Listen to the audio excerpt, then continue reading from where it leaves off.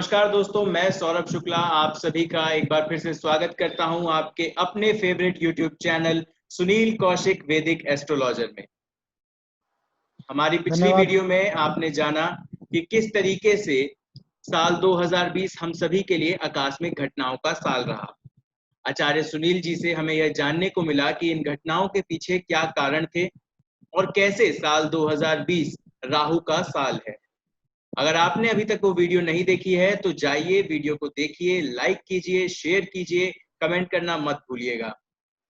आज की इस वीडियो में हम चर्चा करने वाले हैं कि हम हमारे इस साल 2020 को किस तरीके से बचा सकते हैं, या मैं यूं कहूं कि किस तरीके से इन आकस्मिक घटनाओं के कोप से बचा सकते हैं।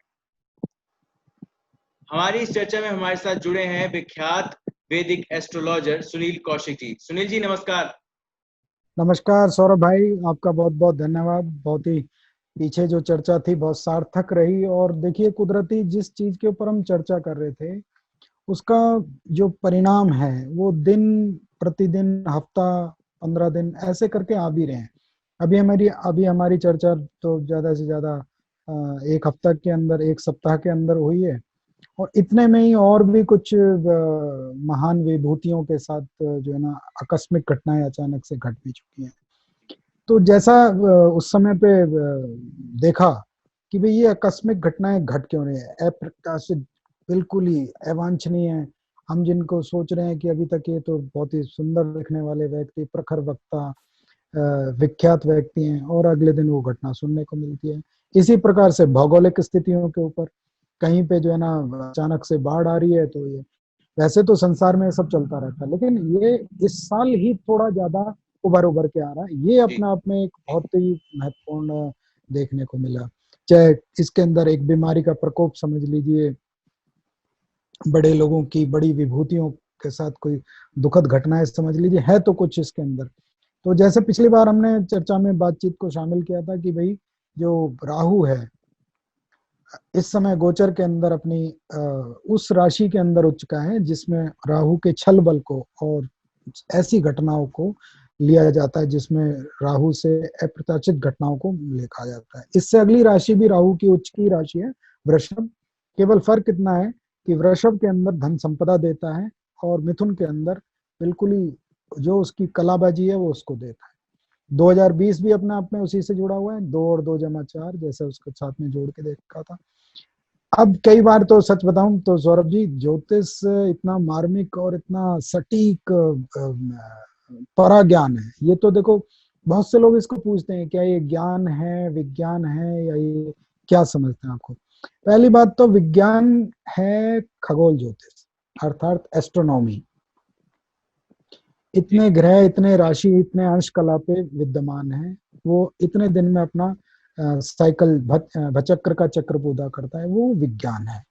लेकिन ज्योतिष एक परा ज्ञान है, अर्थात जो ग्रह है राशि के अंदर कैसे रिजल्ट देगा, उसको हर व्यक्ति की अपनी एक विवेचना है उसकी और व्याख्यान है उसका। तो इसका मतलब द बियॉन्ड द नॉलेज, जो समय से भी परे ले जाए हमें, वो है परा ज्ञान। अब जब उसमें ये कहा गया है कि भाई राहु अप्रत्याशित, अवांछनीय, आकस्मिक घटनाएं देगा, तो ये तो सामने भी नजर आ रहा है। फिर दूसरी बात, चीजों को बहुत ज्यादा बड़ा चढ़ा के पेश करना भी राहु के ही कारक तत्वों के अंदर आता है। तो देखिए, किसी का जाना तो दुखद होता है, लेकिन एक समय है, व्यक्ति की उम्र है, उसके साथ उसका जाना तो इतना समाज को पीड़ादायक नहीं लगता। जो इस समय जो राहु की शासन का जो समय चल रहा है, वो थोड़ी सी चीज को भी इस समय व्यापक रूप में दिखाने की कोशिश कर रहा है। जैसे कि अगर हम देखें, हम जब थोड़े से युवा काल में थे तो डेंगू और स्वाइन फ्लू और भी कई ऐसी घटनाएं थी, लेकिन शायद उस समय जो प्रचार था, प्रसार था, वो थोड़ा कम था। तो अब प्रचार प्रसार अत्यधिक है, और सोशल मीडिया कह लीजिए जिसके माध्यम से मैं और आप बात कर रहे हैं, इलेक्ट्रॉनिक मीडिया कह लीजिए जिससे संसार में खबरें देखी जाती हैं, और प्रिंट मीडिया कह लीजिए जो पत्राचार है, अखबार आते हैं, तो उस सब में व्यापक तौर पे लोगों के पास समय भी है और उसको पढ़ने का भी टाइम है। तो जो घटनाओं को प्रचारित और प्रसारित करने का काम करता है वो भी कहीं ना कहीं राहु के ही कारक तत्वों में आता है। तो जब तक राहु बलवान रहेगा तो अपने समान तरह के कारक तत्वों को वो पूरी तरीके से देता रहेगा, और जब जब उसके संबंधित घटनाएं घटेंगी तो एकदम से हमें ये लगेगा ये कैसे हुआ और ये क्या हुआ। लेकिन एक ज्योतिष के छात्र होने के नाते मैं इतना जरूर कहता हूँ कि कई बार ज्योतिष को पढ़ना समझना अपने आप में भी थोड़ा भय उत्पन्न करता है कि ऐसा कहीं हो रहा है तो हमारे साथ भी तो नहीं हो जाएगा। जैसे एक चिकित्सक सारे दिन अगर रोगियों की सेवा करता है तो उसको ये अपने लिए भी थोड़ा ध्यान रखना होता है कि भाई मैं भी सुरक्षित रहूं जिससे कि मैं इन लोगों की सेवा कर सकूं। तो ये अप्रख्यातित घटनाएं तो इसमें है। जी सौरभ जी। तो आचार्य जी, दैनिक जीवन में तो हम सभी पूजा पाठ करते हैं, ध्यान करते हैं, भगवान का ध्यान लगाते हैं, मालाएं जपते हैं। इसके अलावा वो क्या उपाय हैं जिसे हम साल 2020 में अपना सकते हैं, जिससे हम इन आकस्मिक घटनाओं के कोप से बच सकते हैं? ये सवाल अपने आप में बहुत ही लोगों के लिए सुविधाजनक भी है और उनको काफी राहत भी देगा। देखिए, पराशर अध्याय के अंदर आता है जहाँ ग्रह अनिष्ट ग्रह शांति अध्याय में लिखा जाता है, यंत्र मंत्र मुक्तामणि अर्थात जेमस्टोन्स, रत्न, मंत्र यानी उपासना और काउंसलिंग कंसल्टेंसी, मुक्तामणि यंत्र मंत्र मुक्तामणि सिस्टम, कैसे मैं चीजों को समझूं, कैसे उनका इस्तेमाल करूं, इन सब के द्वारा अनिष्ट ग्रह शांति अध्याय लिखा गया है। तो यहाँ पे बात आती है कि जब ये महसूस हो रहा है, ये कई चीजों के माध्यम से ज्ञात हो रहा है कि राहु इस समय बलवान है, तो राहु शांति के ही मंत्र किए जा सकते हैं। व्यक्ति अपने घर में रह के जो वैदिक पद्धति को फॉलो करते हैं या उसको समझते हैं, तो राहु के बीज मंत्र भी हैं और राहु के जो शास्त्रीय मंत्र हैं वो भी हैं, ओम राम राहु नमः, या फिर जो भी उसके मंत्र बनते हैं वो तो अगर आप चाहेंगे तो उनमें अगले इससे भी अगले खंड में दे सकते हैं। लेकिन राहु का बीज मंत्र भी कर सकते हैं और राहु के वैदिक मंत्र भी कर सकते हैं। दूसरी बात, पीछे भी बताया कि राहु शांति के लिए जो जमीन के अंदर सरीसृप रहता है, अर्थात चींटियां हैं, कीड़े हैं, मकोड़े हैं, तो कहीं ना कहीं उनके लिए थोड़ा सा दाना डालना चाहिए, वो है। तीसरा ये देखा है कि जो इस समय जो राहु का जो मुख्य प्रभाव देखने को मिल रहा है वो, जैसा पीछे देखा था सूर्य को ग्रहण लगाता है, बातचीत भी हुई थी हमारी, तो अपने आप को थोड़ा सा इस समय प्रचार प्रसार से थोड़ा सा इस समय बचना चाहिए, वरना वो उन लोगों के साथ अचानक से थोड़ी ज्यादा परेशानी देखने को मिली जो बिना मतलब के प्रचार प्रसार में जो है ना लगे हुए हैं। हालांकि ये जो पीछे जितनी विभूतियां थी इनका तो कोई प्रचार प्रसार से भी नहीं था वास्ता, लेकिन ये अपने आप में एक विख्यात थे लोग। तो जो हमारे बड़े लोग हैं, बुजुर्ग लोग हैं या विख्यात लोग हैं, उनको थोड़ा सा अपना ज्यादा ध्यान रखना चाहिए और मन के अंदर राहु पीड़ा शांति का पाठ करें।